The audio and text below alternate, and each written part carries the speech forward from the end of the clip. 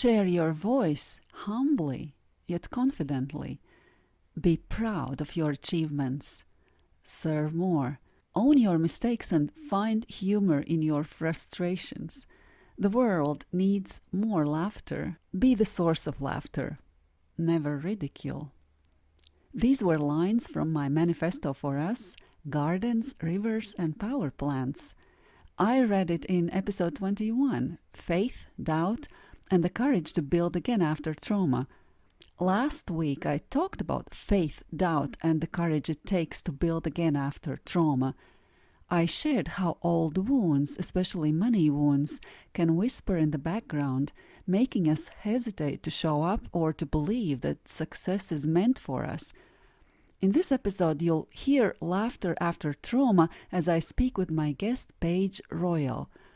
Paige is a master coach and trainer specializing in energetic frequency, emotional alchemy, NLP, timeline therapy, and hypnosis. You'll hear her sharing her voice humbly, yet confidently, and spreading laughter, not ridicule. I first met Paige back in 2020, and just a couple of days ago, I joined one of her online events. Listening to her reminded me how much healing and entrepreneurship overlap, and how childhood beliefs still shape the business we build today. So in this conversation, you'll hear Paige's story, her insights on money, intimacy, and beliefs, and her own evolution as a coach. In her stories, some told through laughter, I could hear echoes of trauma, wounds Paige has healed or is still working through. Just a reminder, there are several types of trauma we may not even realize we are affected by, yet they quietly block our success. Sometimes trauma leaves us with limiting beliefs. I invite you to take my quiz. It will help you see if trauma might be holding you back and whether you are ready for a pivot with the right support. Find it on my website shebecameceo.com. Welcome to She Became CEO, the podcast for women transforming body, mindset, relationships, and money. I'm your host, Ilze B, and here we speak boldly, heal deeply, and lead lives we're proud of. This is about becoming the CEO of your voice, your business, and your life on your terms. Let's begin. Paige Royal, hi. Hi, how are you, Ilza? You have such a memorable name. Oh, thanks. Has anybody asked you about your name? Totally. There's so many things that come after it, like the real estate sign. I don't know if in the United States you have Royal LePage. Oh, no, not we exactly like that, yeah. but Royal, I'm sure, is included in the real estate names. Yeah, we do in Canada, so yeah. But Paige, for those of my listeners who don't know who you are and what you do, in one or two sentences, what is that one thing that you are really good at? I would say helping to elevate other people's frequencies or vibrations, however you want to call it, like the vibes, and also helping someone alchemize or transmute emotions that are keeping them stuck. I think that that's like the easiest way, but if you have questions Yes, or need elaboration. probably, and you will have a chance to elaborate, I promise you. But yesterday we met, I'd say 4 years after we met last time We did. online. We have I never know. met in person. Not yet. And we met in one of your events where you help people to, what would be a good word, ditch or get rid of limiting beliefs. Yeah, Would you I say, did. is that also something that you're good at or maybe even great at? Yeah, I would say, yeah. So the two biggest things are Well, the one is elevating someone's frequency. And we do that a few different ways, or I do that a few different ways with someone is through changing their beliefs. So if they have a limiting belief, usually there'll be a time of that decision and also like emotions attached to that, and usually a story attached to that. And so I'm really, I guess, really great at helping someone release things in their from their past. Stories, it's what I get super excited about when someone tells me a story from their past that's, has them feeling a certain type of way, which is not normally excited. It's usually in a negative way. And I get really excited, you know, because I know that I can help them and that I can help them sort of alchemize that or transmute it so that they become neutral on it instead of feeling not good about it or not having like we have those emotions, like we can feel angry about things, sad about things, scared, or we can feel a lot of guilt or shame, right? Around certain things. And especially, when we have a belief or we have like a repeating pattern, like we talked about yesterday, where we get to our age and we're like, this has happened more than once, And so usually well, not usually, there's always a root to that. And I really specialize in getting to the root of that and then helping that person release those emotions that are stuck and all the limiting beliefs that were decided in those moments throughout our lives that impact us in our current reality today, And then because they're impacting us through our entire life, sometimes without us even knowing, a lot of the times without us even knowing, because if we knew, we'd change it, right? And if we could, we would, because we're smart. We're smart women, And yeah, so I just help people. I forgot where I was there, but I just help people move through that, and quite quickly. And I love it. So I get really excited when someone tells me about, you know, something that they're stuck on. And I'm like, ooh, what's underneath that? Totally. A little I warped. experienced I experienced that with you yesterday. And let's talk about those limiting beliefs. And you mentioned that they come from the past, but really, what do you think is the origin of those limiting beliefs? And would you say it's the childhood?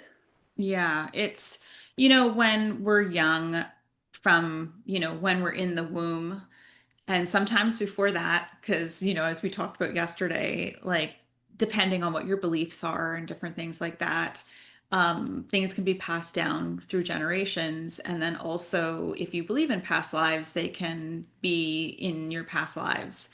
Um, and then also, from about age 0, from the moment that we're born, or even in utero, to about age 8, we're like walking sponges. We are just absorbing everything that our parents are doing or those that are taking care of us. The people we spend the most time with, whether that's through school, our teachers are super impactful in our lives. I don't know many people and actually I've worked with so many people and so many teachers for that matter, um and principals and vice principals and all that, that everyone kind of will at some point either go back to something that a teacher said or something that happened on the playground. And and so it's really indicative of like where they come from, because we're shaped into these little humans, and our beliefs are like are not usually our own. you know Absolutely. Mhm. we're like those sponge from 0 to 8, and we're believing everything that people are telling us, at that point. And that, depending on our upbringing, even in the best upbringings, because, people have come to me and they've said, you know what? I love my parents. I had a great upbringing. And then I have, the not great scenarios and everything in between. And even those people who've had the best upbringings, they can be shocked at like what they made something mean that's limiting them right now, you know? And so, I, absolutely. Yeah, exactly. Because I'm one of those people who think that I had a really good upbringing. But yeah, there is childhood, those little events, because that was the whole world for us. Our little cell that we were in, playground, like you said, or the family unit or something. And we made it feel big and yeah, important. But yes. how about take me back to those formative years for you? What Oh, was your environment like growing up? wow, I've never been asked this question. I grew up on a farm. And Mm. so I grew up in a farm in rural Ontario. And I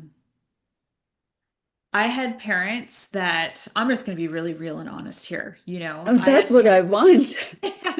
it's a little vulnerable. But I Let's had do parents who that. didn't love each other, so I never saw them, kiss. I never saw any affection or any of that. So I had a very skewed idea around love. And love was just kind of, we said, I love you, but it felt like it was just words to me when I was young.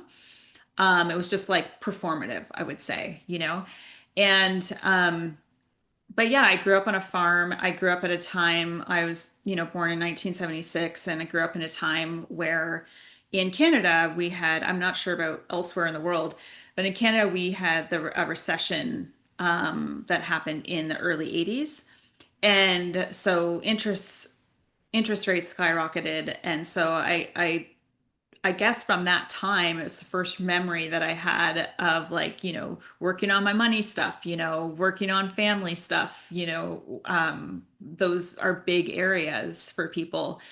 And remembering going to the bank when I was a little girl with my mom and begging the bank manager to not foreclose on us, the farms, to try and save the farms. And yeah, so that, was a big part of my childhood. And then just kind of being in a home that was just sort of dysfunct, like, not, it wasn't horrible, it really wasn't.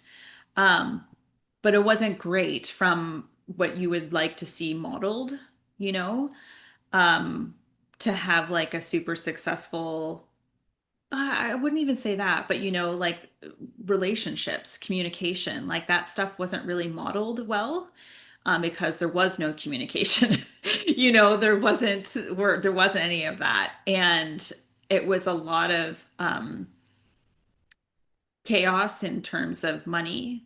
And recently I discovered that, well, we were talking about human design as well, and that my dad is a projector. And so for him, everything is surrounded around success. And so what was modeled to me was like money equals success and success equals money.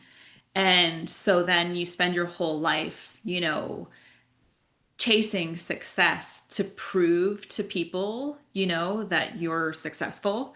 But really, it was just something modeled, So these are like some of the bigger things, but there was bigger things that happened later in life as well. I have a lot of like, I guess most of us do have those, quite a few pivotal moments of things that happened in my life that really sort of catapulted me into like what it is that I do now, right? And why I'm so passionate about it. But yeah, my younger years were really, I think, a lot of responsibility put on me because I was the oldest child, and taking care of people and worrying a lot about people. And I would say, naturally, I'm an empath, if you were to label it.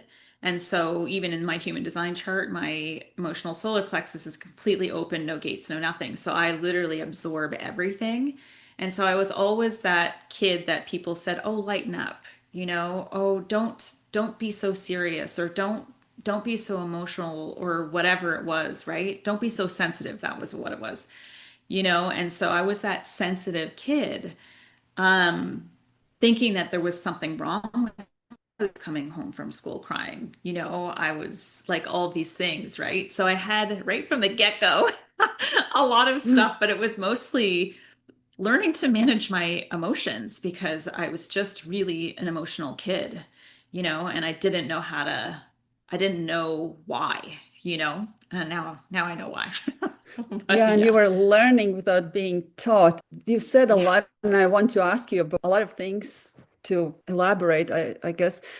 But the first thing that I would like to say is thank you for being vulnerable Oh, thank you. You're because welcome. you are setting a bar. And I mentioned to you before that I hadn't interviewed people in about a couple of years, I'd say, and you are the first one after that long pause. And I wanted to set a bar, and I really wanted somebody who can be vulnerable. So, big thank you for that. So, the first question, how old do you think you were at the time when you were going to the bank with mom and begging them to not foreclose on your farm? I think I was probably around 5. Oh my goodness. Yeah. Yeah, I think. So looking back at that time, Mhm. first of all, can you put me into that moment if you can remember the emotions, but then also as somebody who works with beliefs right now, what do you think, what belief you may have formed from those experiences? Yeah. What beliefs would I have formed? I just think that, you know, that there was never enough. You know, that I think, you know, when I did my money story, which, you know, I have had people do before, as well as mine, I believe what I named my story is there's never enough. Yeah. and and I think that was probably one of the bigs, which was indicative of my bigger belief about my own self, was that I just wasn't good enough. You know, I wasn't, you know, in all the areas of my life. And yeah, so I think, and I don't really recall, um I don't really recall much, you know, it's just more of what people have told me, but I can also see a picture in my head. Um, but yeah, yeah, I mean, it was a tough time for everybody, you know, everybody involved, very stressful. And so I think it could have been the start of, I remember later on, like probably like 4 years ago or 5 years ago, 4 years ago, probably, I was sitting in my apartment and had a realization that I was addicted to chaos. It Mm, was such a huge realization for me because I was like, oh my gosh, if I don't have something to be stressing about, then I'll create it, you know, for wow. myself, you know? And so then that is empowering once you realize that, oh my gosh, I think I might have, it's just kind of like having an addiction to sugar. We have addiction to emotions too, just because we're so used to being in a certain way that will create it to feel some sort of comfort or normalcy, even though it's not something that we want, which is, you know, again, belief driven, right? Past driven, right? It's learned. And the great thing is about that is that if it's learned, then it can be unlearned, you know, and Yeah. which is thank God That for that's what that, you that's what know. I yeah, that's what I try to always emphasize when I speak to my audience that it can be undone. That's right. And you better work on undoing those things because that's how we can help ourselves, but not only ourselves, but people around us. Yes. And in a bigger picture, the entire world, I would say. Yes. Yeah. Yeah. But I mentioned that we met last time, I think we met and spoke with each other about 4 years ago. Yeah. And I didn't mention how we met 5 years ago for the first time. And it was in Christina's Berkley Soul That's Sommeliers cohort in 2020. oh, It that's was right. Yeah. pre-COVID time, right? It was.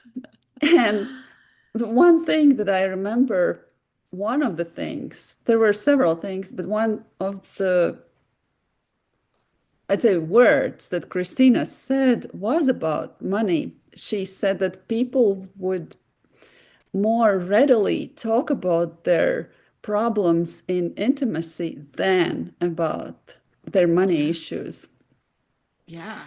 What do you remember about those times when we were in that cohort? Yeah, I mean something similar, right? It was like people, people will work on money, right? Relationships, or what was the other Health. one? Health. Health. Hmm. Like that was the three areas. And I think for me, yeah, like trying remembering, oh my gosh, I was so fresh.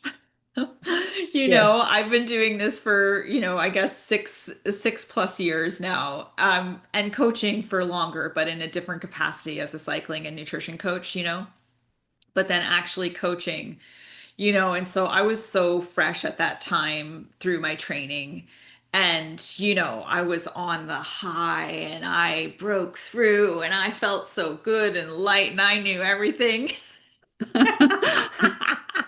you know, it's I just do, like so absolutely. so Same far here. from the truth. It was like, I've had so much to learn, through just being a coach, making not, I don't know necessarily making my mistakes. I don't really believe that we make mistakes, we just learn from things. Um, but yeah, I had a lot to learn in that capacity to be able to really and truly lead from a congruent place. And I feel like, that was certainly one of a great stepping stone for that, and just meeting you and everyone else who was in that container as well was really amazing. Um, but yeah, that was like, yeah, I guess it was like I don't know, feels like 6 years ago or something like that, almost, or 5 years ago, I guess. Yeah, 5 years ago. When you Um, started coaching in this Yeah, I capacity? mean, Hmm. yeah, and like I was really nervous to be a coach, right? Like I shared Hmm. with you yesterday, I never dreamed this was not in the cards ever, Hmm. especially to work with someone one-on-one coaching. Like I was literally terrified to ever do that, because for me, I didn't have my own stuff together. And so I knew like when I was a cycling and nutrition coach, that was when I learned that it was more about what was happening in the mind. And I thought, how am I going to help people with that? Like, I'm struggling with this my own self, with negative self talk, like really, really negative self talk. It was brutal. And so I was like, how am I going to I got to figure out how to do it myself before I can help other people with this. And then that's when I started calling myself a mindset coach. But I wasn't a mindset coach. I was figuring it out. And then, Yeah. of course, when you do that, then opportunities start to unfold. And then I had the opportunity to do my trainings. And it really, I had a profound experience through that. And it literally changed the trajectory of my life because I became a coach because of it. Right. I never thought like an actual helping people with their own stuff.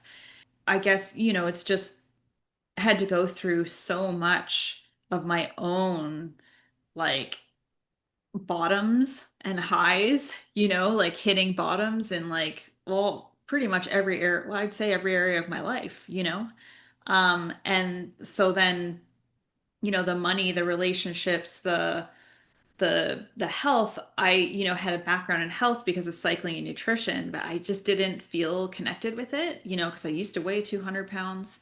But that was such a long time ago now that happened. Um, I think I had to get just a lot of experience to become the coach that I am today.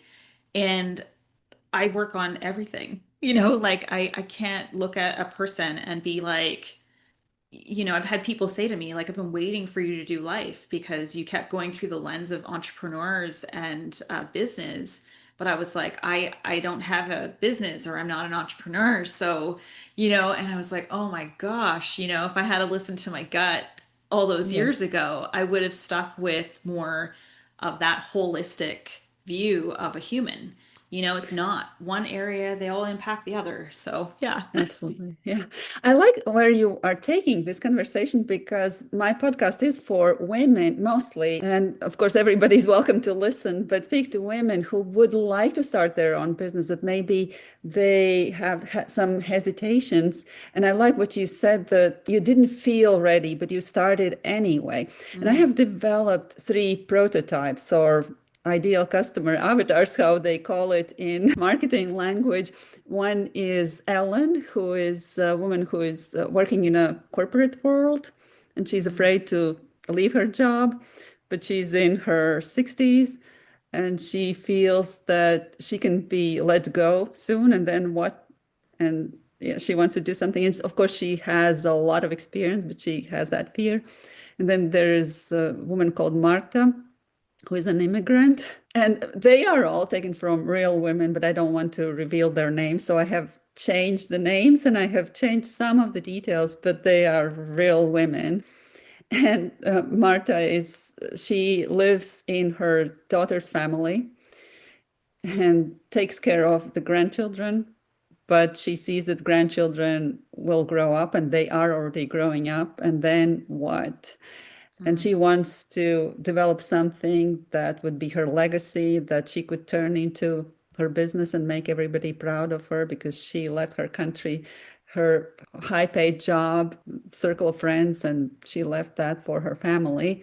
And she wants to rebuild that, but she has some also hesitations. One of them is language and cultural integration issues. And then there is Nicole, who is a pottery artist, but she actually earns money waiting tables.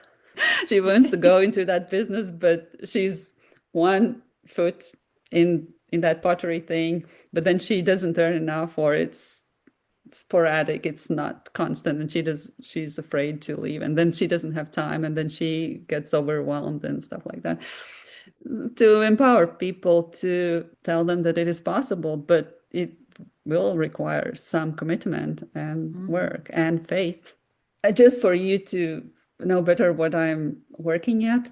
But I would like to ask you right now about that bridging story from where you were a little girl. You were working with your family, for your family, I assume, on the farm. And then at some point, you had that cycling coaching business. What happened between those years? How did you end up where you were, cycling and nutrition coach? Yeah. I mean, um, I remember when I was 16, I said to myself, I was around 15 or 16, and I said something along the lines in my own mind that I was never going to be negative, that whatever I did when I was in the world, I was going to be positive and I was really going to commit to that, because I grew up in a household that, or I suppose with a father where the glass was half empty. And so there was always like reasons why things wouldn't work, and as much as I committed to that, I wouldn't say that I fully lived that. What was modeled to me was deeply ingrained in me. And then so when I was 16, that happened. I mean, when I was 21, I had my heart broken, by my Oh, first love, right? oh, Which is one of those things where I got the necklace, where you have the two hearts with the broken oh. thing. I was like literally felt broken, like my heart was broken. And so that happened at 21.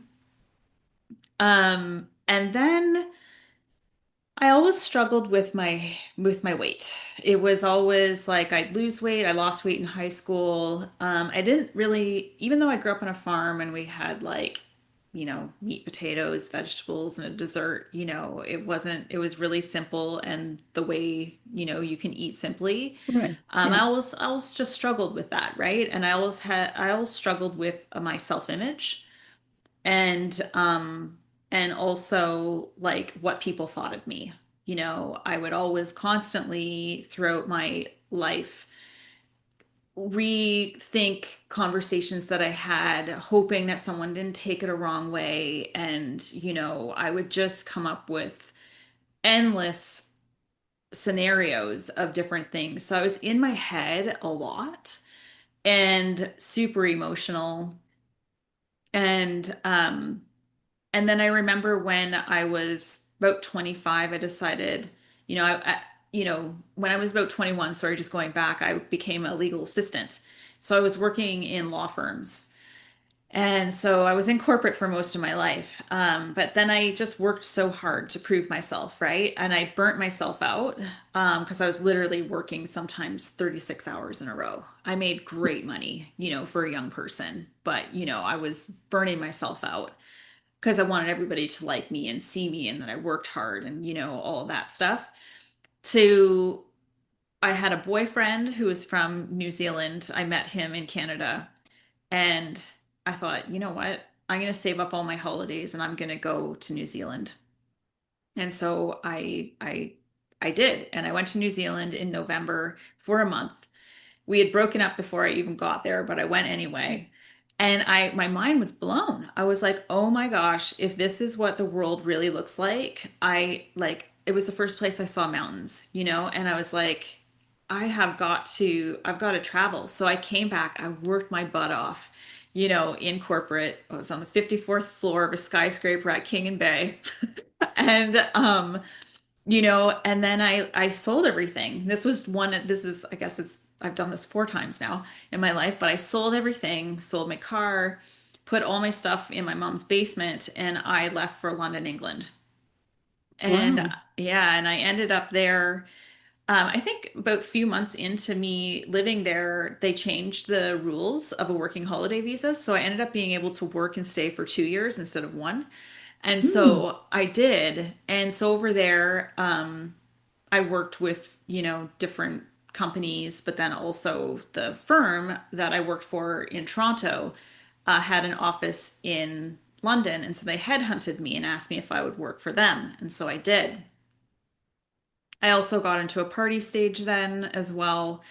And but yeah, so that's what I did, right? And so I stayed there for a couple of years, and then I decided to come back. I went to Whistler, BC, because I wasn't ready to come back to Ontario.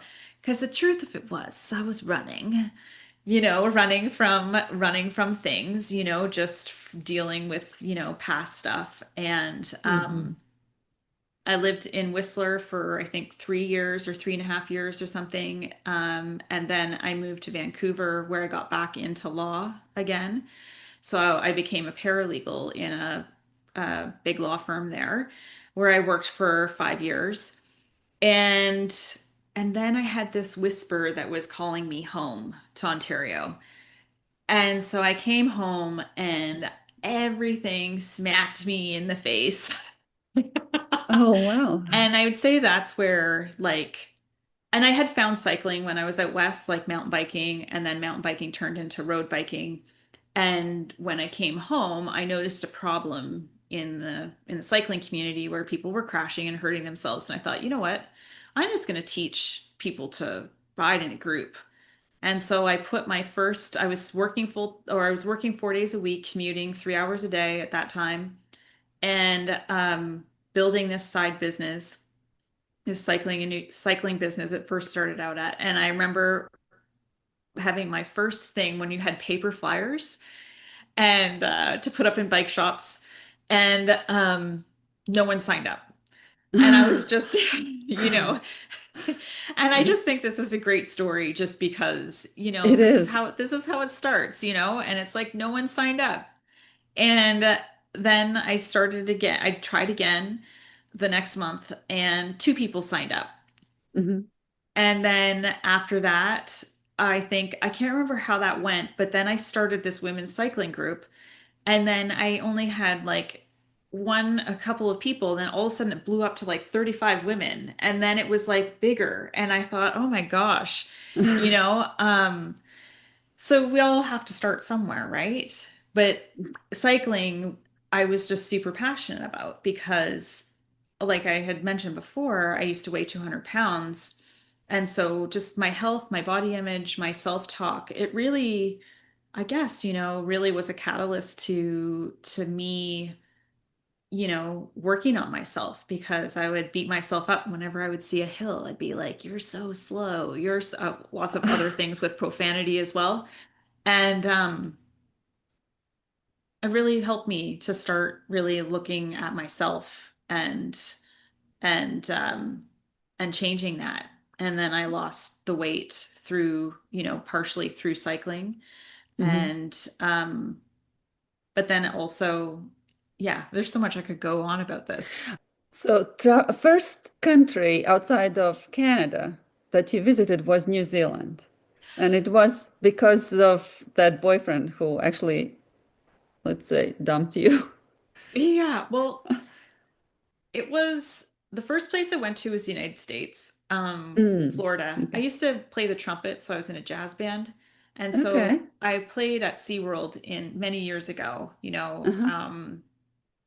so I went to Florida, and then the second place I went to was Germany, but we didn't really get to see the country because we were there to play music. Oh, that was Um, also with your band.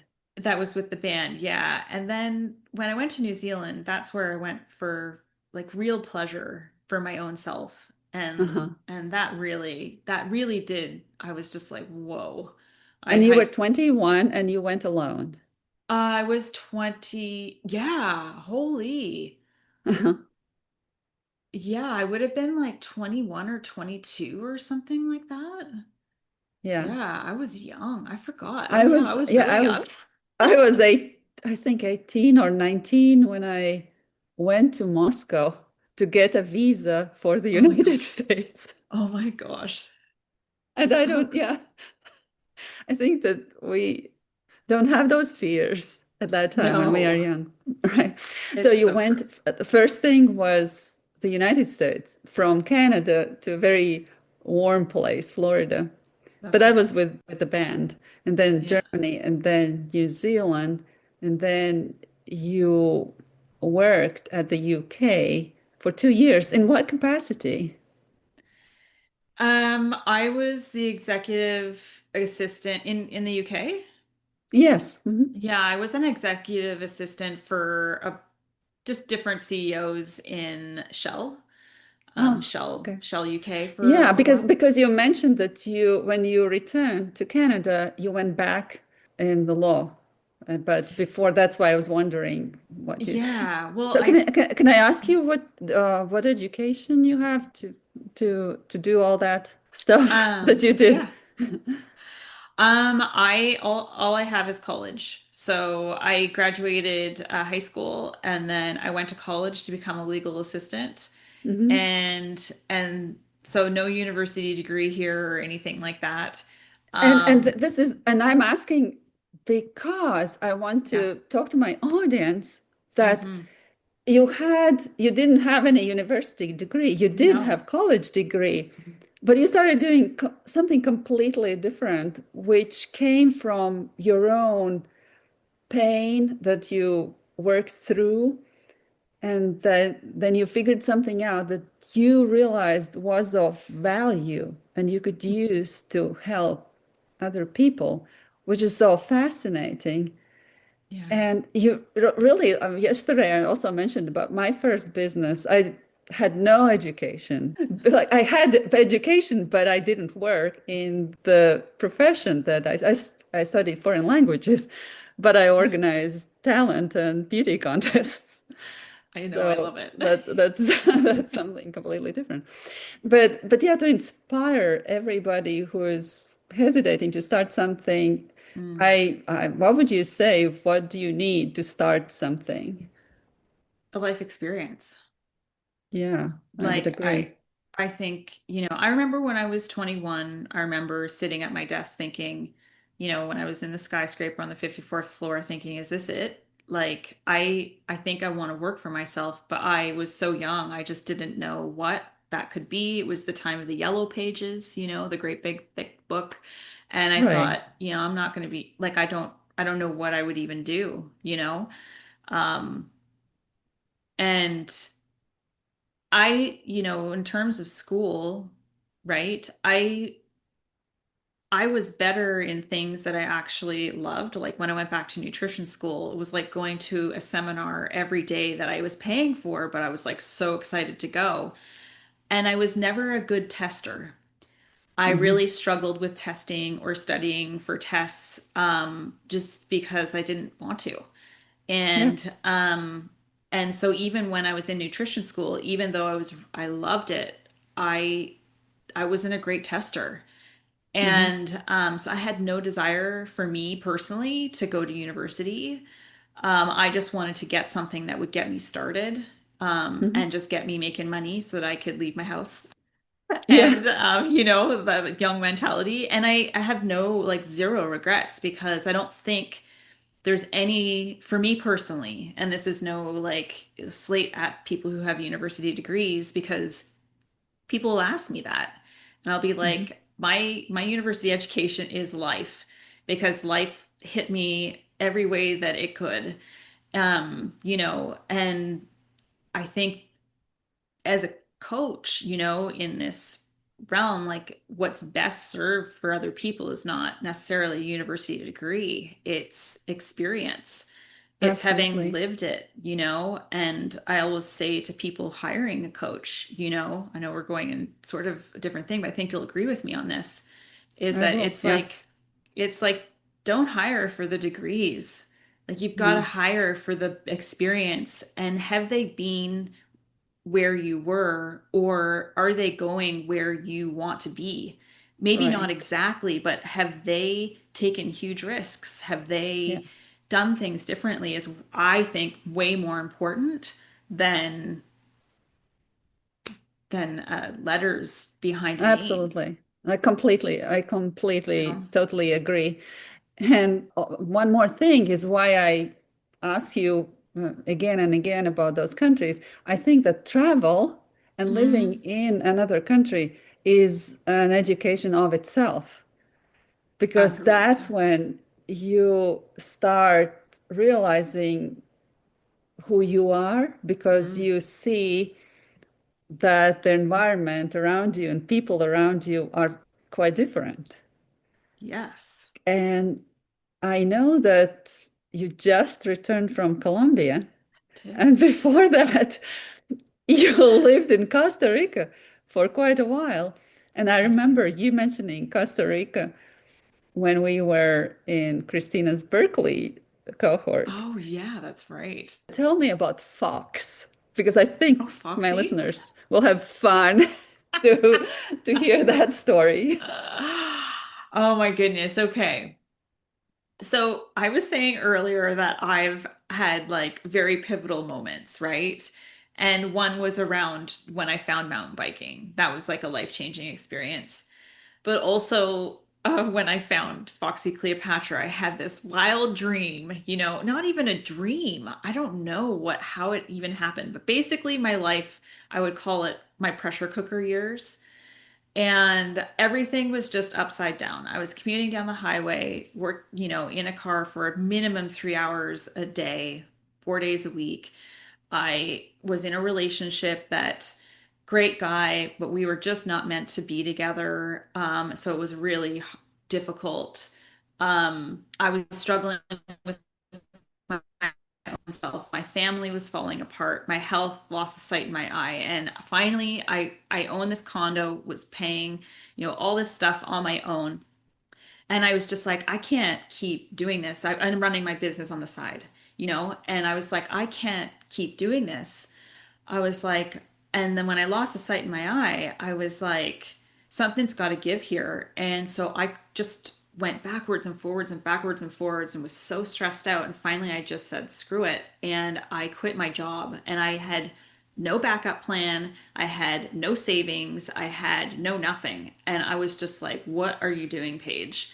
I wouldn't recommend this, by the way. But anyway, here we are. And and I quit. And so I then about, 10 months later or so, or I guess 11 months later, I was like, I had to sell everything because I just couldn't sustain the lifestyle that I had. And so I sold my condo, sold my car and everything, and I bought a van, a gold van named Gold Member, and a trailer, like a travel trailer, Foxy Cleopatra. And I had never towed before in my life. The reason I got the van was because I needed a vehicle that could have my bikes in there that were worth as much as the van at the time,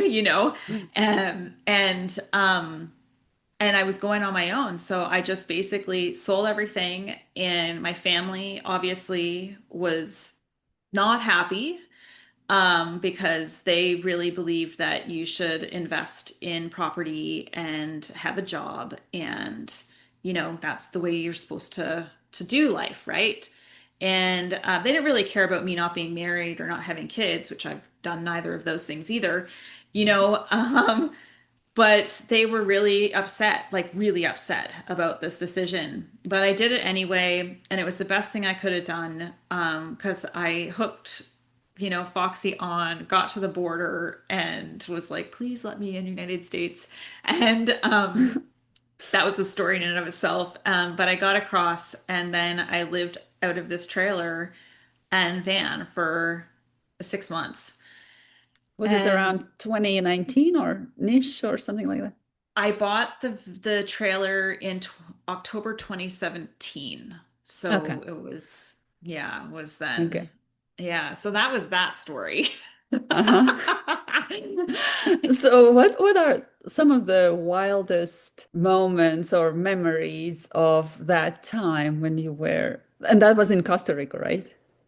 No, I went through the United States then. And then, well, yeah, my next, if you would like me to tell you about that experience, when I decided to go to Costa Rica was in 2020, November 2023. I'm really interested in these unique experiences that other people would think wild or really brave, which Mm, when we do those things or take those steps, we don't realize how wild they might look to the others. We just, I guess you were trying to solve your financial problem, right?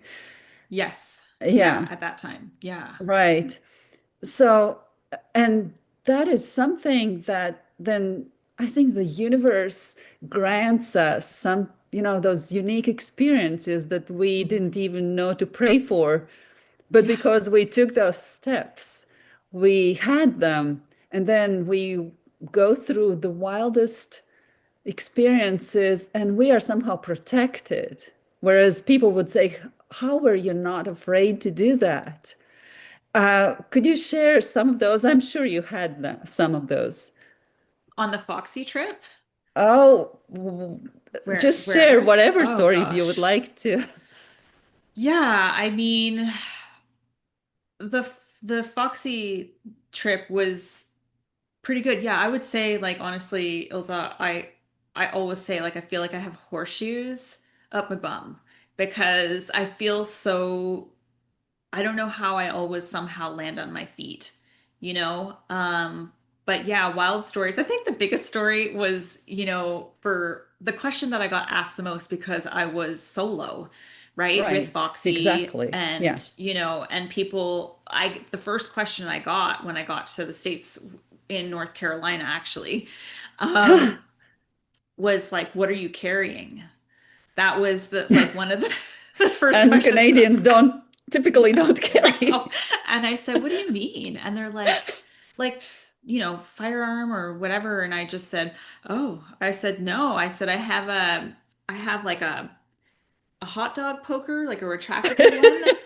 And they were just mortified. And I have my car alarm on my keys, and I'll just fire that off if something's happening, if something happens.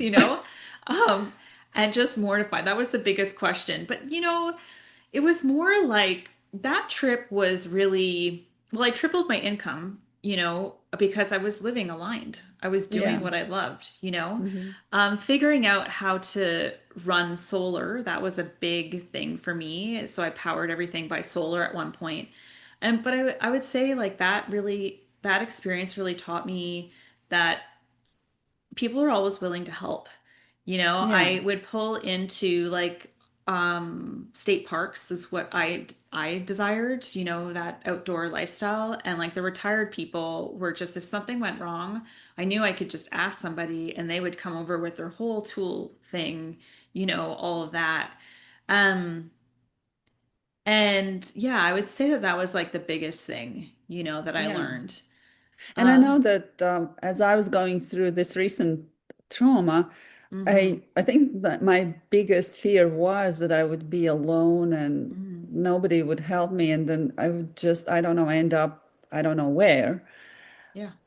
But actually, that's when I met the most helpful people because somehow, yeah, It's like we uh, become this magnet, you right, know? yeah, And there's some things that you don't know and that not a lot of people know, like only the people closest to me that I will share because thank you. it's a recent past. So, but when I was in Costa Rica, again, 2023, what triggered that was a couple of people that I knew around my age suddenly passed away.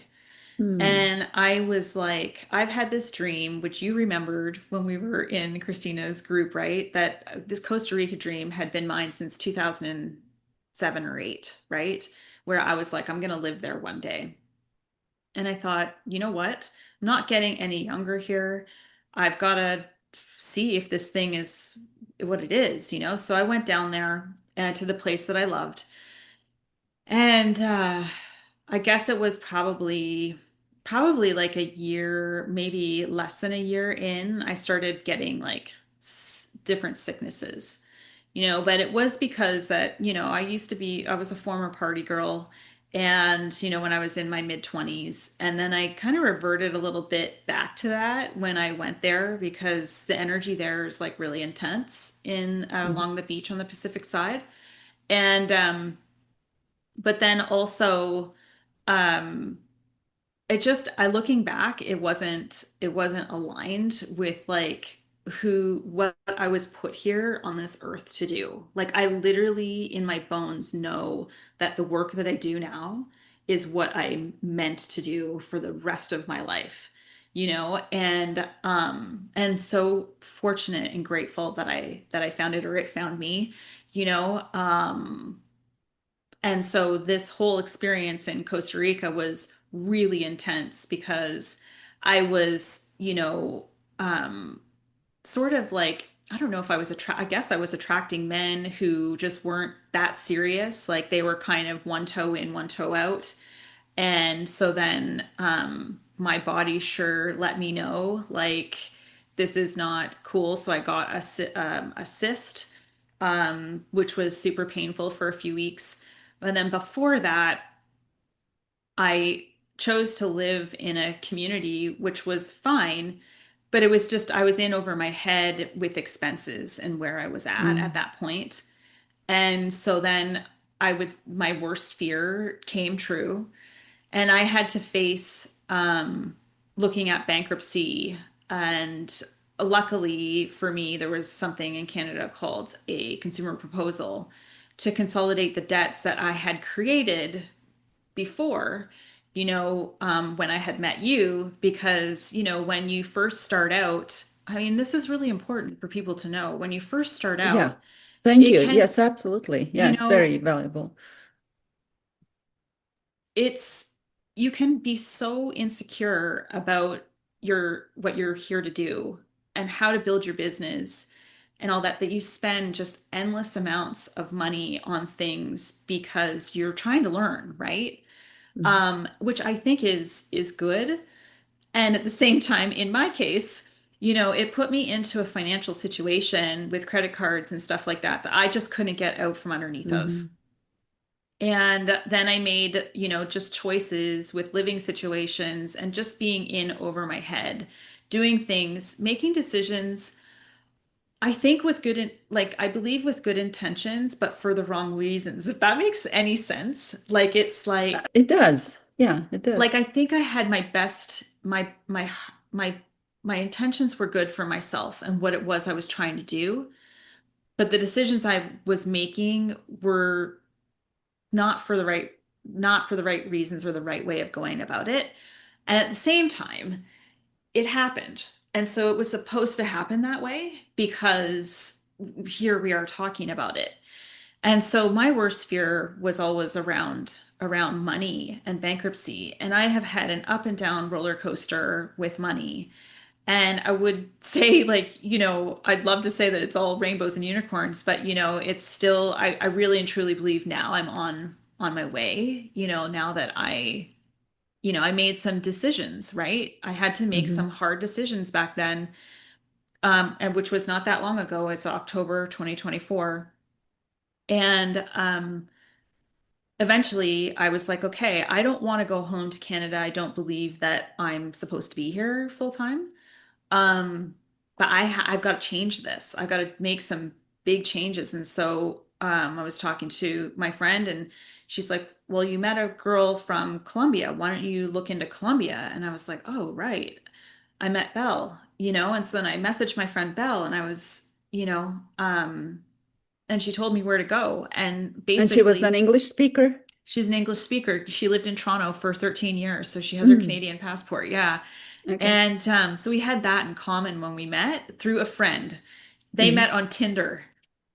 And then she was like, I just need some girlfriends to hang out with. And so then my friend, he was like, I know exactly who to introduce you to. And it's just so funny how things happen. And I Hmm. really believe that I was meant to meet her because she really helped me when I landed in Colombia and I made that decision to go there. I was scared because all you Yeah. see is the stuff on Netflix of cartels and all this stuff, right? And they have a Yeah. pretty colorful past, to be honest. And at the same time, so my knees were literally, when they say your knees are knocking, when I went out for my first walk, my knees were shaking. And I was like, Yeah. come on, Paige, get it together. You've traveled all over the world.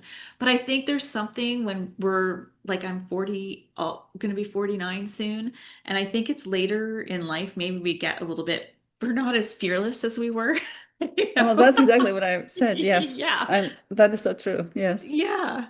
Uh-huh. And so yeah, I was in Colombia for 4 months and I'm gonna go back. They're all about beauty there. And I hadn't been taking care of myself at all. Mm. I was really in a lot of survival mode. And so it allowed me to really take care of myself, do my hair, do my nails, massage, all Oh, those things that I nice. think are I used to just kind of be like, oh, I don't, that's not self-care kind Hmm. of thing. It's not my kind of self-care. And I Hmm. realize now that it is my Hmm. self-care. It was just, um, the lifestyle that I had, started and, quitting successful career to go into what it is that I do now. It just has taken a while to get to that place where I can, take care of myself. Okay. Thank Now you. I'm thinking about business, and you have a business. Tell me about how you structure your business a little bit, also for my audience, and how you manage to carry it out while you are in another country. You know what I mean? And share whatever you are comfortable sharing and what you think would be of value to my audience. How you started that? Is it an LLC or just some details would be Oh interesting. yeah, I have none of that. Oh, okay. All right. Yeah. So I wouldn't say that this is the way to go about it either. I mean, do my taxes in Canada and so Hmm. it's under personal. But Oh, yeah, okay. you have to register your business name and everything like that. Like a But it's self-employed. yeah, yeah, Uh-huh. Okay. yeah. Um, and so yeah, I don't. know that I've ever done it like a way that I would tell other people to, because I'm not the Okay. strategic business coach. I'm more of like the mindset coach on how to, you know, um, keep your mind straight so that you can create clarity and confidence through that. And when you're taking Hmm. action on things versus the strategic business part of it. Hmm. Um, yeah. So what specific, like the structure of my business, what specifically did you want to know? Well, I first of all, is it an LLC? I mean, you already answered it's Yeah. you are self-employed and you have a business name. Do you hire help is something that I'm interested in.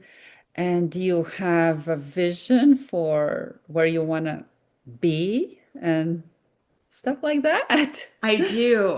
I am definitely, someone did a test on me when they were going to be helping me with when I launched Money Mindset Makeover. And they were like, wow, you're definitely a visionary. So like the details, I can get lost in the details because it's like, ugh, not my forte, but coaching is my thing. I am Um, about vision too, because without vision, it's difficult to structure and to create processes and to move that's ahead. right. Yeah. Yeah. Yeah, so I would say I'm a visionary right now. No, I am a one woman show. I Hmm. have had help obviously through coaches. I've had help, with a copywriter. Hmm. Um, but I do believe this is my personal belief. So it's like people can take it or leave it, right? But I believe that you have to know your business. Hmm. Like you've got to know how it works, what it takes to go into it. Now, I do know that there's some people who they can't get into the details or get into the numbers or get into any of that, so they hire it out. But for me, it was really important to get to know, like when I ran my first retreat, it was like I did everything. I cooked, I ran it, I did everything. I would never do that again, ever. Hmm. But I learned how valuable each of those positions were so that when I did my second one, I Amen. Amen. hired a chef and I was so grateful for my chef, you know, Hmm. um, and all of that, right? So I think, I learned a lot of things the the hard way, but the great way because it makes you so much more appreciate your help when you do hire it. Hmm. I imagine, I don't know what's going to happen. I imagine I am going to have at least one person on my team working with me to help do the things that I don't want to do that I've already created, like the systems Yeah. for like onboarding and stuff like that. Um, I started off working one to one, doing something called breakthrough sessions. This is in my coaching business. Before that was cycling, so I was doing clinics. I learned a lot through that business on like you have to have like agreements in place, you have to have like cancellation policies and Exactly. Yeah. all those things um you had to learn. And I learned through someone asking for a refund 5 minutes Hmm. before a clinic was going to start, and I thought never again because I didn't Uh-huh. have a cancellation policy, and so I had Okay. no choice but to do it, Yeah. right? 'Cause I just didn't know. And so I learned a lot that way, and then I did a lot of one-to-one. I really shine in groups, and I really have no problem showing up online. No problem doing this kind of thing. Like I love it because I love it when there's two people and you can like kind of vibe off of each other, being asked questions. Um, Also, the vision for my business, now has turned to memberships. And so it's really interesting. I was working in a particular way when I got my training, and it was very ingrained in me that you can only do it this way. There's one way that you can do this, and it's going to take 8 hours, and you need to do it in one day another human, And I thought, okay, I will do. I was a rule follower. I was like, of course, I know that it works this way. It's going to work. And then I was like, this is not sustainable. And so then I started breaking it up over 2 days, and then I thought, like I met my other mentor. Well, I already knew him from my trainings, and he split off from the company. And I went into his trainings, and he taught me how to do it over 8 weeks. And I was like, oh, okay, this is so wonderful. And then you just get better and better. Like the more Yeah. you're doing something and practicing, the more confident you get, the more congruent you are in it, the more you see other people where they struggle, you're able to come up with other creative ways to help them to the point where I was like, you know what? I really believe that I can get the result that I was getting in 8 hours in an hour and a half, with some pre-work and some post-work, but I really believe that I can do this. And so then that's, when the membership came alive called the Release Room, releasing people's past and all those, 12, think I have 12 or 13 different areas that we work on. And it's really the whole life picture. Um, and then the frequency portal, because I learned that, okay, we break through and we release the past. And how do I hold this feeling of lightness, this feeling of empowerment? How do I hold this and how do I keep practicing this? Because mindset isn't just, and I know you'll agree with me, it's not just a one and done type thing. It's No, something, yeah, it's for it's a those of lifetime us, journey. this is right. And it's like for those of us who maybe are a bit more emotional and that kind of thing, it is really a lifetime practice. It's not just you do it once, you walk away, I'm healed, It's Yeah. like, which I thought at first, when I was like, Mhm. oh my God, I know what I'm doing, all this stuff. And I was just like, wrong. I just almost claimed bankruptcy. It's Mhm. like life's still lifing. It's Mhm. just what I was saying. It's just like you're able to move things through things quicker the more you practice. And so the frequency portal was born because I wanted to help people elevate their frequency and their vibration. And so just really what it comes down to is feel good for Mhm. 10 or 15 minutes of your day on a specific area of life, on a specific problem. There's going to be hundreds in here in that portal because if I can just help someone feel good for like 10 or 15 minutes, I know that that can change someone's life, you know? Um, And yeah, and this is really what I was asking you about the structure you just described, and you asked me what I wanted to know, but you answered the question. So you have several offers. You have frequency portal. Is that how you yeah. called it? Yeah. Remind me of those several Oh, offers yeah. that you have, and so that if anybody wants to contact you, then Oh, yeah. they know what you offer. Oh, thanks. Yeah, so the frequency portal, which are like energy activations, but basically I just come on, it's on a specific topic, and you close your eyes and I pour my energy into just talking for about 10-15 minutes. And I have a certain process that I go through. And it's really important to me that my people, it's not about what I want for them, it's what they want for themselves. And so that they're Mhm. visualizing, or getting into the feeling of what it is that they want. I just help guide the process so that it makes it easier to do it and just gives people accountability to do it, Yeah. where if they're wanting to make a change in a specific area, right? Um, and then the release room is really about releasing the past. And so this is really for people who want to take it deeper.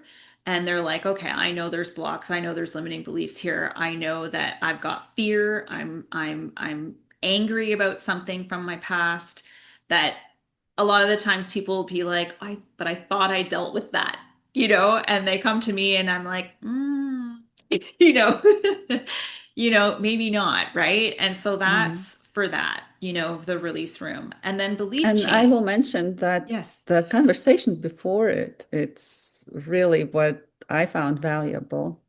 Okay. I Yeah. love that. Yeah.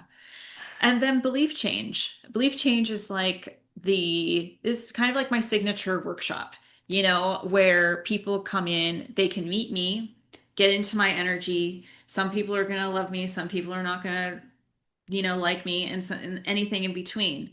But it gives up. person a low cost way of coming in and experiencing what it's like to release a belief. And because we release it, we create a new one. Mhm. And like automatically, right? And and then there'll be some more stuff coming out. And this What is what I was asking about, that vision that you didn't quite answer. If you would like to share some of it or all of it. So yeah, that's just it, right? Because as we know, my dream of Costa Rica and that being the place I was going to live for the rest of my life was like Yeah, blown to that changes. smithereens, right? Yeah. So business, that happens too. But right now I see the frequency portal as, a portal that people log into. Hopefully, eventually, not hopefully, eventually I will have an app, I think, that will make it easier access for people as, Mhm. until I have it built out.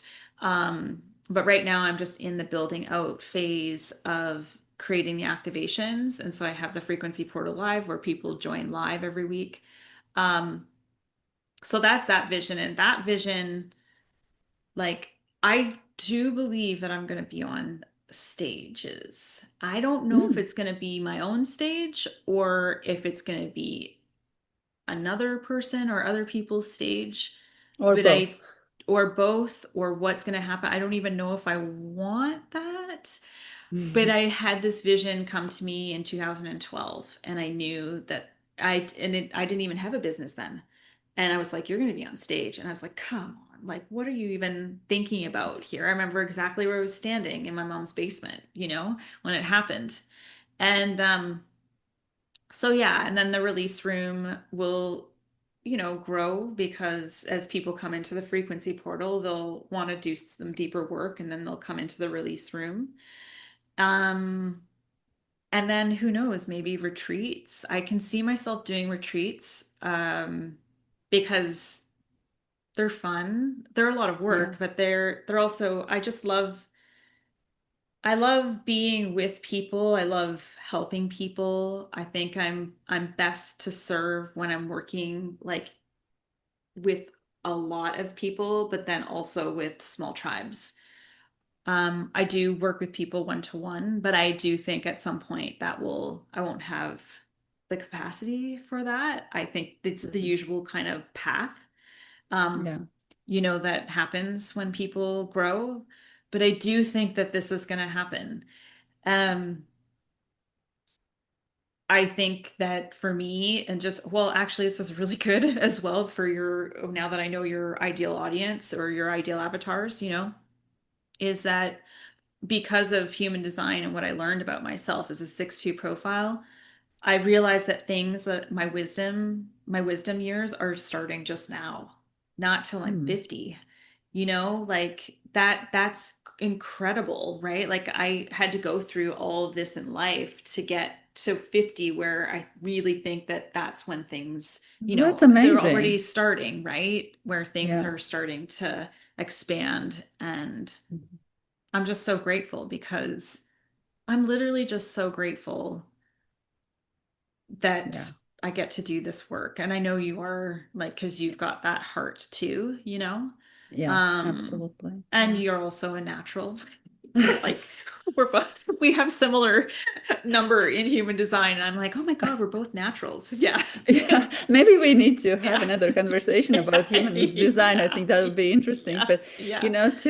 to kind of like move toward wrapping up, I will Yeah. ask you some fun questions, Oh. maybe.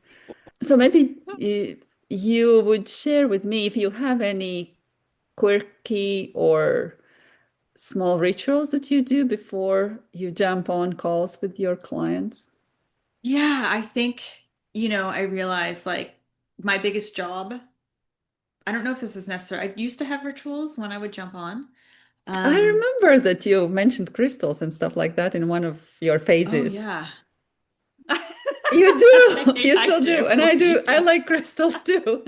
And Yeah, I'm I wearing do. my favorite one once. Yeah, I love it. Yeah, I still have crystals. My pendulum is in the other room. I have one of those. Sometimes use it often, sometimes I don't. Um, and I used to do like a whole like clearing thing as well but I've just really, coaches, I think the best coaches are, working on themselves all the time, Yeah. it's just a part of who we are. And so my job really, like, oh, I know what I do. Like I meditate like every morning and I have so for probably 100 days now, I'm like getting to 365 where I post every day and meditate every day. And so I do that for 20 minutes in the morning as soon as I wake up before Okay. I get out of bed. But I think it's about, keeping as clean and clear as possible. If something is coming up or I'm in sort of a storm of my own that no one really knows about, and I am obviously still coaching, right? It's just I practice what I preach. I'm doing the release work and coming as clean and clear, coming clean and clear to my calls for my clients because that's my job. Yeah. Yeah. That's what I do. Yeah, I take it Oh, very seriously, that piece. So yeah. yeah. Yeah. Absolutely. Yeah. We have to. And Hmm. then finally, if coaching style, your coaching style were a drink, what would it be and why? Oh gosh. That's interesting. I don't even, is there a drink that would, I'm thinking here. What's a drink that's kind of like, I guess it would be something like not that has gas in it, like that has, it's not sparkling or anything, like it's more of like a smooth drink. Okay. And I don't know what to call it, Ilza, because I'm really like I go with the flow, So I don't know, like it's like sometimes I bring the heat. So maybe it would be a drink that you could have hot or cold or warm, Okay. Would it be coffee? because Because you can have hot and cold coffee or no? yeah, so sometimes I can be like a cold brew. Sometimes Uh-huh. I can just be, hot coffee. And I like sometimes, that. it's I think, coaching is an art and we Yeah. each have our own art, which is interesting because you're also an artist, Yeah. And I think it's, I never thought that I was an artist, right? And I thought, you know what?